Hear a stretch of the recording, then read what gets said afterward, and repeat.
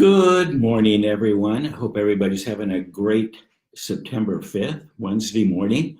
And I hope everybody had a happy and safe Labor Day weekend as well. As we kind of go into the end of this year, we're in the last month of the third quarter and now going into the fourth quarter. I've had a few conversations with our agents down here in San Diego lately. And one of the conclusions I've come to is I really do believe our fourth quarter this year is going to be a good quarter. I just have the feeling that there's going to be renewed interest in getting back. You know, we are kind of switching around from what's been a seller's market, and now we're kind of turning over and going into what I consider the beginning of a buyer's market. It's still kind of not quite 50-50, but it's still moving forward. And the reason I say that is with the rise in interest rates, with the increase in home appreciation and sale prices going up, as well as the lack of inventory, all of that somewhat leads to a conflicting report. The lack of inventory obviously would favor a seller, but with the rising interest rates and the price increases and sellers holding out for top dollar, homes are staying on the market longer. As a result, more and more homes are coming on the market, and so we're going to kind of see this swing over from a seller's market to a buyer's market. So kind of keep that in mind when you're talking to your sellers and they question, why isn't my home going out right now? August, even into the beginning of September, is typically a slow time anyway. And the reason for that is the beginning of August is the end of the vacation time. You start getting into middle August and you have schools beginning, you have school athletics beginning. And so families are tied into their kids and they're tied into their kids' activities and getting the kids registered for school, getting their classes and so on. So I think you're going to find that now that we're going into the first part of September, there's still some of that going on, and that's going to kind of drag it out a little bit. But by mid-month, I think you're going to see a pickup and an increase in production and sales, and hopefully I'll be correct, and we'll finish the year strong. I really do believe that the fourth quarter is going to be a good quarter. I know when I was in production, my best months were really November, December, because whenever I had a client out looking at property, I found that they're serious. They needed to be into a home before the end of the year and be by the first of the next year. So again, I would just target my marketing to the buyers and know the listings in my area. And it was always proved to be a pretty successful formula for me. So again, keep that in mind. Now, because I state that we're going from what I consider a seller's market into a buyer's market, what I'm seeing in my file review now is more and more and more COPs, contingency for the sale of buyer's property. Now, it amazes me to a point where sellers are willing to consider these and accept these type of contingencies into the sale of their home. Again, that reflects on they've been on the market for a while, they've set their mind to sell, and they're willing to consider this if the home that's being marketed by the buyers is priced right and looks like it will sell, and the sale on their property will sell relatively soon as well. So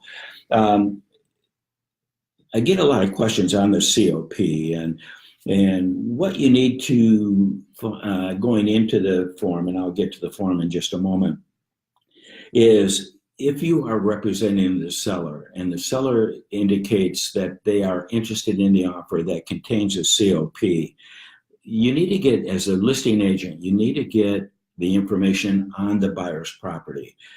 Is it listed? Is it not listed? Where is it going to be priced? Is it priced properly, or will it be priced properly? Is it to sell? I've seen too many times where a seller will still, a buyer on one property and a seller on their own property will still hold out for top dollar, and that delays the whole process. So as a listing agent and your seller's considering a COP type of transaction, you need to make sure that that home, that buyer's home is going to be priced properly to sell, and not that the buyer is going to be holding out for top dollar.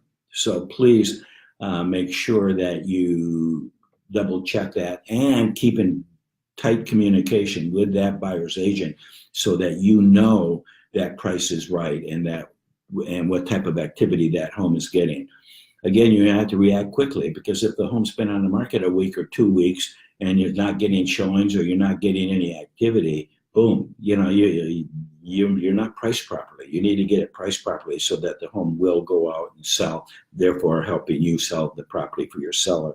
So keep an eye on that. Make sure you have the good communication going between you and the buyer's agent so that, again, you're aware of everything that's going on and can report back to your seller. Communication is key with a contingency of this type.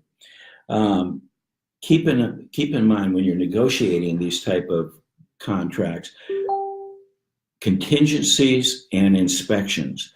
When does it start? Again, that's all negotiable.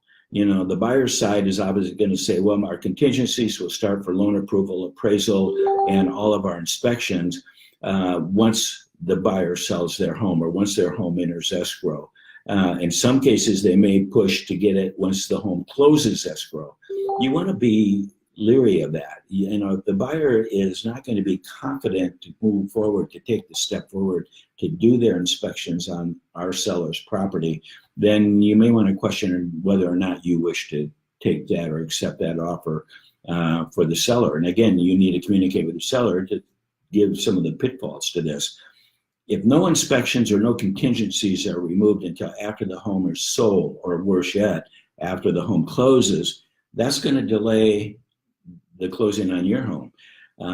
You could take a 30-day or 45-day or even a 60-day escrow, and it could get pushed out to 90, 120 days. So again, you need to be fully aware of where that's going to take you in terms of the closing of the transaction. So keep an eye on that. Also,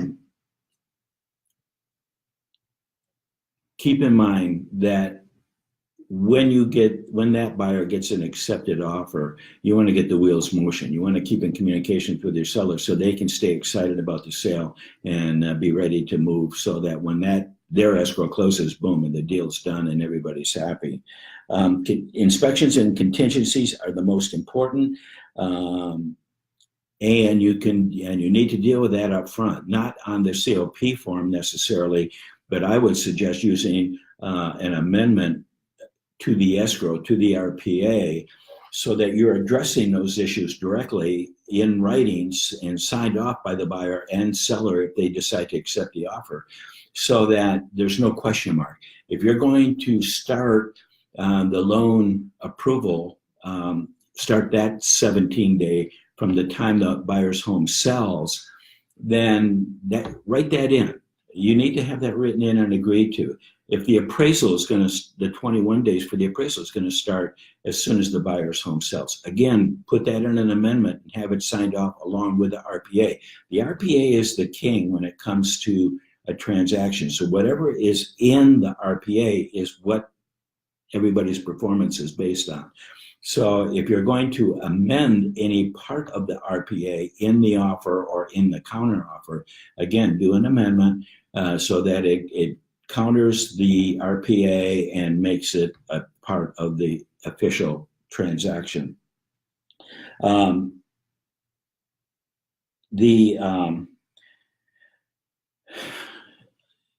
handling any transaction, make sure everything is up front. When it comes to, I see this time and time again where, a buyer or a seller, buyer's agent or a seller's agent will get upset because, they say, well, this isn't reasonable. But, again, if you accept the transaction up front through the RPA, buyer and seller, that is the transaction. That is the agreement.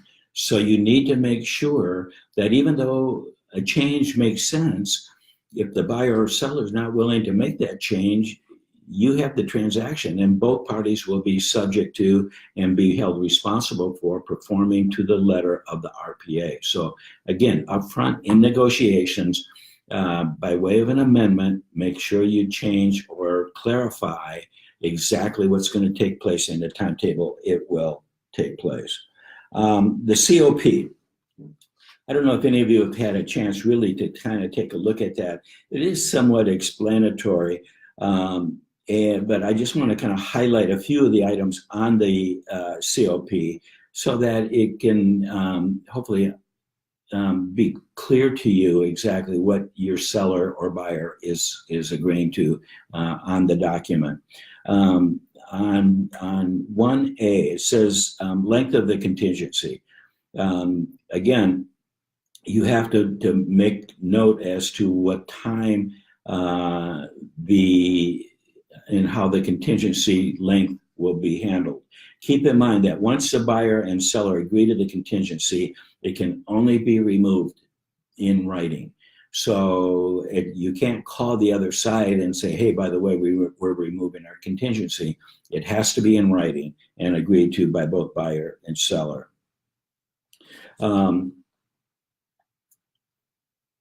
Again, the RPA overrides the COP, so the buyer is expected to put their escrow deposit into escrow within 3 business days after the dual signatures by the buyer and seller are put in. So again, all the terms and conditions of the RPA are in effect, even though the COP might be signed as well. Again, the terms of the transaction is controlled and dictated by the RPA. The seller has a right to cancel, but again, it has to be in writing. It has to be signed. On 5A, B, and C, and D, you'll find on the document, the COP, exactly what the seller has the right to cancel and the terms and the condition. And keep in mind that if the buyer, after being given notice to remove contingency, fails to remove the contingency as specified in 8A, which is down below on this document, the contingency in the transaction is canceled. So inaction by a buyer when they receive the cancellation notice from the seller, inaction on the buyer's part will lead to an automatic cancellation of the transaction. The buyer has, again, or the seller has a right to accept backup offers. And if they accept a backup offer, that will trigger the cancellation. Although, again, the seller's going to need, and the seller's agent is going to need to present to the buyer a removal of contingencies. If the buyer doesn't respond, or if they agree to the contingency, they sign that and return it. That's really kind of it. It really is a self-explanatory form, so I'm not going to go through it line item by line item here. Again, if you get into this and you have question regarding some of the wording and what the meaning of that wording is, please contact your broker.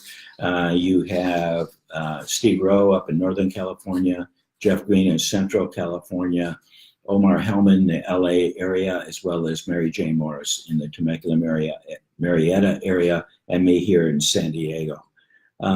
So again, keep in mind, the COP is becoming more and more prevalent. Sellers are more, 6 months ago, a year ago, a seller wouldn't consider it, but now they are. So it's a part of who we are in our transactions in today's world, potentially. And so you need to be familiar with this form. Go ahead and read through it, and questions come out on it regarding a blow by blow or a line item by line item. Just call your broker. They'll be happy to explain it, or call me. I'll be happy to explain it. I hope this covers everything. Agency, again, you've heard me spout off about this before, but again, more recently, it really paid off for one of our agents who had an agency signed. She did not have a buyer broker agreement signed, but she had an agency agreement signed. And when the other side came at us saying we weren't procuring cause, we used that form as documentation that we had a relationship with that agent and with that buyer. And the other side decided that they would honor the relationship, and our agent ended up receiving a 35% referral fee on the transaction, and we're not legally responsible for it.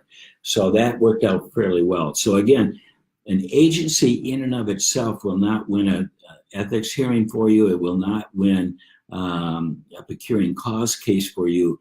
But what it does do, it will help you in those situations because it shows you established agency with that client, and that you explain to that client what your responsibilities are with regards to fiduciary responsibilities to that client. And as a result of that, you establish agency. Without it, it's up to rolling the dice. You never know what's going to come up. You never know how it's going to work out for your favor or not. In most cases, if you don't have an agency sign, it will not go in your favor. So please make sure you get that agency sign. That's what I have for today. I hope everybody enjoyed it. I know I enjoyed being here, and have a great rest of the week.